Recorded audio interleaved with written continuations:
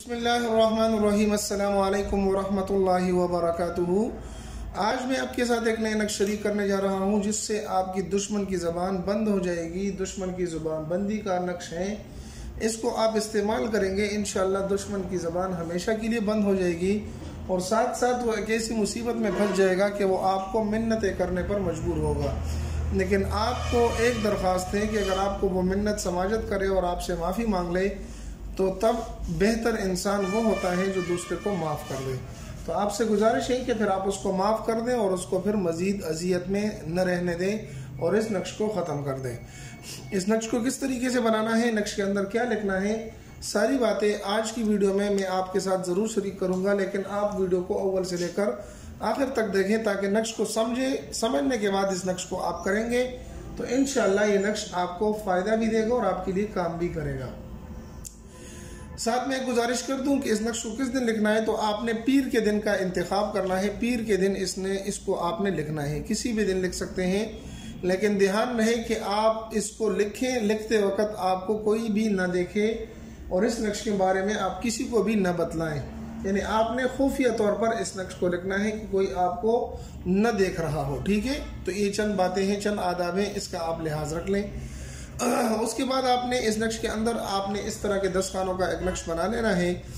उसके अंदर जो सबसे पहले खाना भरना है वो ये है आ हे दो शिश में हे लिखना है, यहाँ पर हा यानी हे दो शिश में हे लिखना है।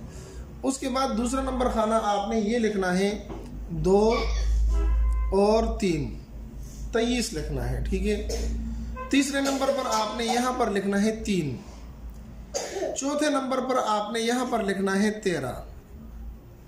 ठीक है, और 5 नंबर पर यहां पर आपने लिखना है हा।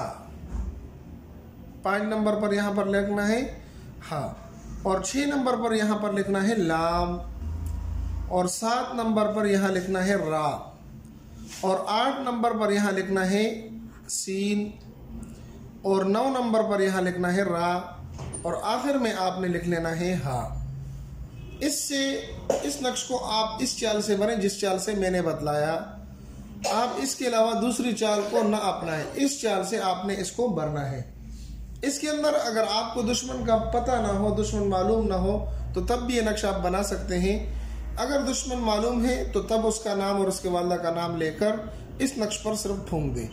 ठीक है, उसके बाद इंशाअल्लाह अज़ीज़ आपने करना ये है कि काफूर ख़रीद लेनी है, जो किसी भी दुकान में आसानी से मिल जाती है। काफूर जो अक्सर कपड़े वगैरह में रखा जाता है जिससे अच्छी बू आती है, तो काफूर मिलती है, किसी भी दुकान में मिल जाएगी। वो लाकर उससे पाउडर बना देनी है और इस नक्श के अंदर रखकर इसको अच्छी तरीके से फोल्ड कर देना है। इसको अच्छी तरीके से बंद करने के बाद आपने करना यह है कि इसको किसी सुनसान जगह में दफना देना है। लेकिन जैसे मैंने पहले दरस कर दिया कि अगर वो माफ़ी मांग ले, वो आपसे माजरत कर ले, तो फिर आपने इस नक्श को ज़ाया कर देना है और ख़त्म कर देना है। उम्मीद है कि ये वीडियो आपको बहुत ही फ़ायदा दे, बहुत ही काम दे।